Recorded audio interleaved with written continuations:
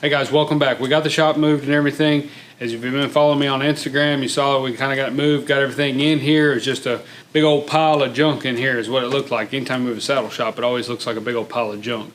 Basically what it is. But what comes out of that junk is all that matters. We got everything here. We've already kind of sorted through all that. I didn't take and film every bit of the move. I didn't film any of the packaging. I intended to. I thought, well, I can do something on showing how I package and why I pack up. It all boils down to the fact to keep like with like. So if you've got a bench, put everything in off that bench into a box. Name that box for that bench. So when you get where you're going, you set all your benches where they're going to go. Divvy the boxes up to the benches they go to. If you're a small shop at home, you got one, maybe two benches. It's pretty simple. All the tools off that one bench go into a box, and that goes with that. If you're like my shop and you've got 4 or 5 benches, you know, try to keep everything for the most part that goes with a bench or with a station or with something like that. So when you get where you're going, you can get the big pieces of furniture, so to speak, put where they're going to go, then divvy up the boxes and go through it. There's not really an easy way. There's not a professional way or a non-professional. I don't know anything about that. I've only moved, this will be the 3rd time I've moved this shop since we started. Now through college I moved a lot, but everything fit in the bed of my truck, so wasn't a big deal. This time we had to hire movers to move everything.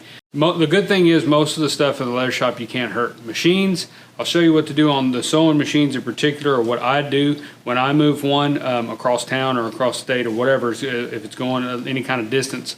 But other than that, you can't scratch stuff. They're benches, it's all tools, it's hammers, it's metal. Just be sure you don't lose any of your stamps, stuff like that. So for the last couple of days, I've spent my time just trying to get everything unboxed, get it put somewhere, get a basic flow set up in the shop as far as where I want the benches and why. And then as we work in here over the next month to 6 weeks, maybe 8 weeks, we may adjust and tweak. It's not may, we will probably adjust and tweak and move benches. So I'm going to give you a real quick little walkthrough of the shop. But honestly, if you come visit us in 3 or 4 months, it's probably going to look different, just because you're going to start working in an area and say, man, that bench would work a lot better if it was facing this way or that way or whatever. This is by no means the way the shop is probably going to end up being all the time. But I just wanted to kind of put a little quick video out there to let you know we're here. Now we're done with the move. It's going to be, you know, like I said, a couple months of unpacking at home and here and getting settled in and all that. But we intend to start hitting the videos again really hard. I've got some project videos that we're working on. One that I started before I left that's patterned up and ready to go. So hopefully we can get that one out pretty quick. I think you're really going to like it. And then we've got some tooling series that I want to do and some online courses that we want to start producing. We're already kind of framing those out on paper right now and kind of getting the ideas together for that.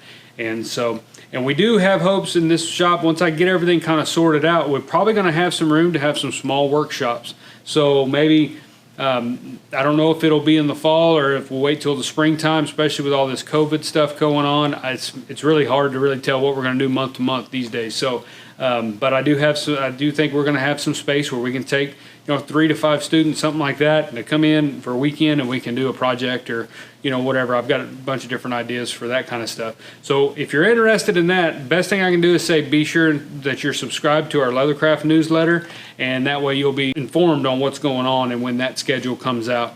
Had a few people email during this time here saying, hey, I don't know if I'm not subscribed to your newsletter, I'm not getting anything.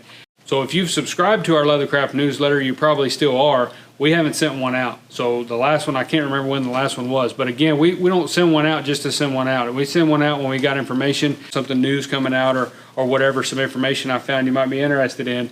So I just honestly haven't done one. So if you haven't been getting one, don't freak out. You're probably still subscribed. I just haven't sent one out. But real quick, let's go ahead. I just want to give you a quick tour of the shop, just a quick rundown. Like I said, right now it's a mess. And it doesn't really look, I think the workshop is starting to look pretty cool. It's starting to shape up. The rest of it, it's just a storefront. You know, it's not really anything special. But I just want to kind of show you the layout so that you can kind of see what we're starting out with, and then we'll see how it goes over the next, you know, 6 months and see what it turns into. So let's do that right quick.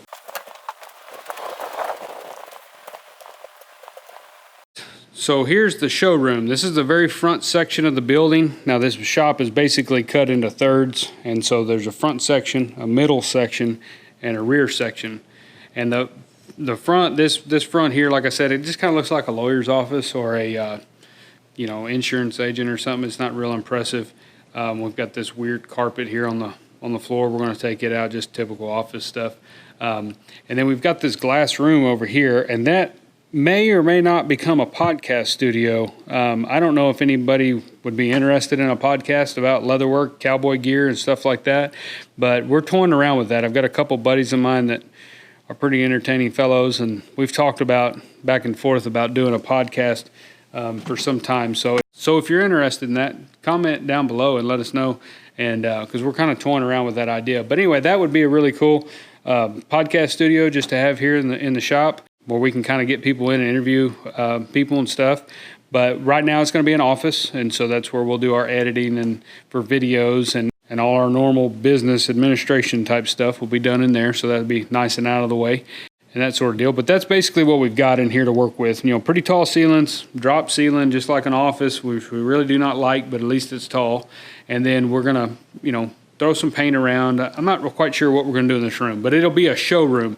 So when it's done, when you come in, we'll have hopefully some saddles on display, maybe some used ones that we've built that are for sale. We'll have some belts and some different art pieces of our work, so people that come in can see what our craftsmanship is like and stuff like that. And obviously it'll be geared towards, you know, trying to get more leatherwork orders, just like we all try to do. But it'll also be geared to some of y'all as well. If y'all do come for a class or something like that, we'll have a lot of stuff out there as well that y'all might be interested in. Maybe some of our physical pattern packs that we're working on as well, which will be some of the bigger stuff like rope bags and leggings, and there's some bigger patterns we're working on right now to make available to you guys. So, but that's the showroom. Let's go look over here in the middle section. All right, and this is the middle section, and so this is my work area right here. And so that's the same bench I've been working on for years. It's the same one that's been in all the videos. It's pretty well set up exactly the way it was in Wheelock, and that's the way it's been set up for many years. But that's where I'll be, and that's where my two drawdown stands are. And then I've got what was Freddie's bench. I've got it set up over here with a couple drawdown stands, so I can work on repair, or even if I have to have 4 saddles going, I'll have kind of a little bit more space. And my wife wants to learn how to build and get into doing some of this, so she'll have a little bench there where she can work on stuff as well. And if anybody comes and just wants to, you know, work on something or whatever, we'll have more space for that. And then we've got our punch bench at the end of that table right there, where we do all of our end punching and that sort of stuff, punching holes and rosettes and setting rivets. And then here I've got my tooling bench set up, and it's kind of central there, so if people want to come in, if they're in looking at the shop or something and they want to watch while I'm tooling something, they can sure walk around here and check that out. Right now it's just got a bunch of clutter. Like I said, it's not all organized yet. Everything's just kind of thrown around, so please forgive me for the mess. But then on this side here is our long table. I was going to originally tear this bench out of here when I first saw the building. I thought we'd tear that out because I like to have the wall space. But that is actually built really well, and so I think I'm going to keep it, at least for the near future. And it's actually stout enough you can put some granite slabs up there and tool on it, I think. So if we have a little in-shop tooling weekend or something, I can probably fit 4 or 5 folks there, 3 or 4 folks at least, stamping around on there, and that'll be a nice little spot to tool. But that's the area, and there'll be my paint station. I've got my paint set up there behind that fan, and so I'll do all my paint and dye work and stuff like that up there. It's got these really tall chairs, so hopefully they're fairly comfortable. Anything's more comfortable than what I was painting on.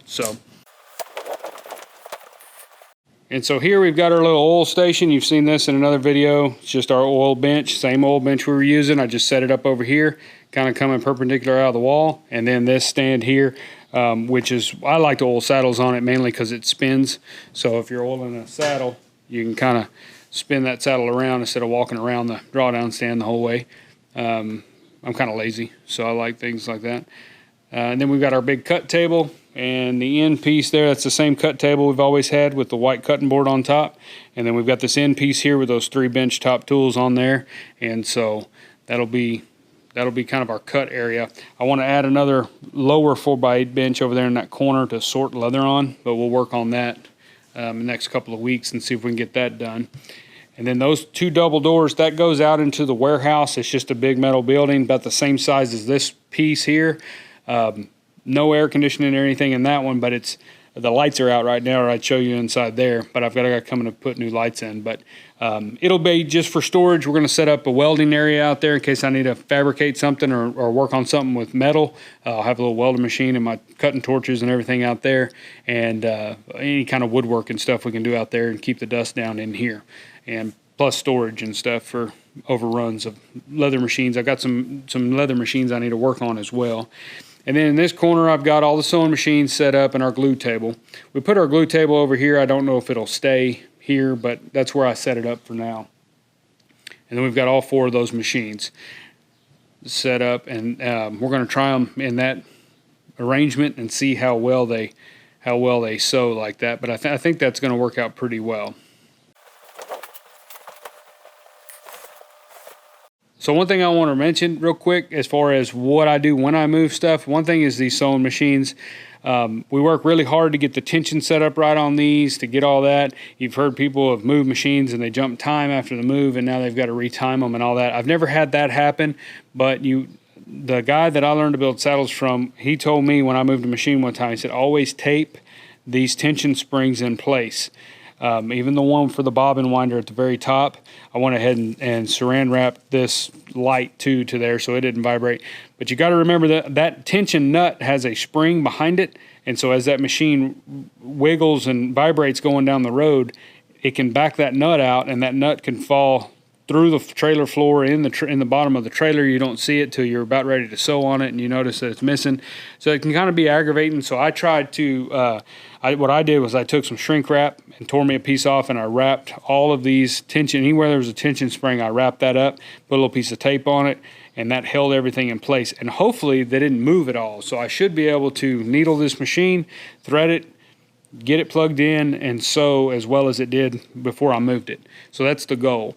Sometimes you still need to tweak on them a little bit. But anyway, sewing machines, that's one thing I would recommend, kind of a little pro tip, I guess, is to be sure and tape or bind up these tension springs before you move it so that it doesn't mess up your tension, or worse yet, lose one of the springs and nuts. And then also I took out the needle, because when you've got people helping you move that don't have very much experience with these machines, they're going to grab that machine wherever they can to pick it up and to put it in the trailer, to pick it up and get it over the threshold or whatever of doorway. And you just don't want somebody piercing their finger on a needle, or even worse yet, bending the needle, and then you don't notice it till you go to sew with it and then you break it off. So just a good idea, good rule of thumb, take those needles out before you move them as well, and keep everybody safe, and protect your needles too. That way you don't have a bum needle when you get back to where you're going. All right, guys, that's it. That's a quick little tour. Like I said, I don't want to get too in depth because the shop's probably not going to look this way in another couple of months, but we'll see. We'll see how much of this stays where it is, but that gives you an idea of kind of the shop layout and where we're at and the move and stuff like that. We're going to try to, hopefully by the end of this week, I should be ready to roll as far as back to working on saddles pretty heavily. I'm actually going to be working on one tomorrow. I want to get to a certain point, so I can actually work in here the way it is right now and do some things. Like I need to get my machines all tuned up and plugged in and do all that. So, but we've got a couple days this week that we're just going to kind of get everything settled in and where I want it and all that stuff. Make sure everything made it down here. I know everything did. It's just a matter of finding what box stuff's in. And so for the most part, I found everything that's essential so far, but time will be the only thing that tells us whether we've got everything and we haven't misplaced that one tool that you use for that one little thing. It might be a bent screwdriver for some special thing, and you won't know you're missing it until you go to get it. So for a job. So anyway, we're going to start piddling. We will have normal hours, and so I think they're going to be from 9 to 5 Monday through Friday, something like that. And so if you're ever around in Moulton, Texas down here, or head our direction and you want to take a little detour and come see us, come on by, give us a holler, or just drop by. We'll be here. Coffee will be on. There's little places to eat here in town and stuff. I think you'll enjoy it, but we'd love to have you visit. We've got a lot more content that we're going to be producing this fall, coming out of summer into the fall, and so we've got bigger pattern packs that we're working on as well for like rope bags and leggings and stuff like that. I don't know when those will publish. I've got to actually physically print those, so I've had a lot of emails asking for bigger project patterns. I certainly have them. It's just a matter of I produce them and get them out to y'all, because you won't be able to print them, so they'll have to be a physical pack. And so we're just trying to find a good printing company that we can work with and get that going, and that can produce those products for us, because I don't want to get some produced and then be on back order and stuff like that. I want to thank everybody that's bought t-shirts and caps from us over the last year. I'm really happy that you guys like the caps and the t-shirts. We've got more ideas for those as well that we're working on, and we do have the new caps with the new logo. I just haven't put them on the website yet. I wanted to get here and get settled in and all that kind of stuff, and then I've got to take photos of all of those. But if you come by for a visit at the shop, I'm sure we can hook you up, because we do have them. They'll be pretty much the same as the other ones that we had. We've got some new ideas coming too as far as different styles of caps, but they're just the same Richardson 112 or whatever they are. With the same logo, it just says Molten instead of Wheelock. So if you've got the Wheelock caps, you've got the classic ones, because that was really the only caps I ever did. I never did any really from Brian except for at our grand opening 15 years ago. So we've got those caps already ready. We'll put those on the website as soon as we can. We've still got a bunch of the, we've got a few. I don't know how much, I don't know exactly the number, but it's on the website. We try to keep the website really up to date, so whatever if it's showing that they're not on back order, we probably still have some of the Wheelock ones. So if you're looking to get one of those before they're sold out, you can certainly do that on our website, because we won't be reprinting the Wheelock caps. So what we've got is all we've got left. So thank y'all. I hope y'all like this video. Be sure to subscribe to our channel if you haven't already. Check out our other videos too. There's a lot of project videos and a lot of tooling series deals on there as well, and our website has a ton of information on it as well. So thank you guys, I appreciate it, and we'll see you in the next video.